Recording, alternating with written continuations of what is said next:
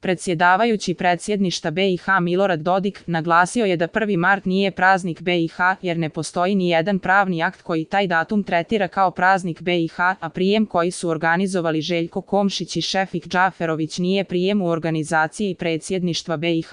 Ne postoji odluka predsjedništva za održavanje jednog takvog prijema, tako da na sinoćnji događaj gledamo kao na lični čin Komšića i Džaferovića, izjavio je Dodik upitan da prokomentariše održavanje prijema u zgradi predsjedništva BiH koji su organizovali Džaferović i Komšić povodom Dana nezavisnosti BiH.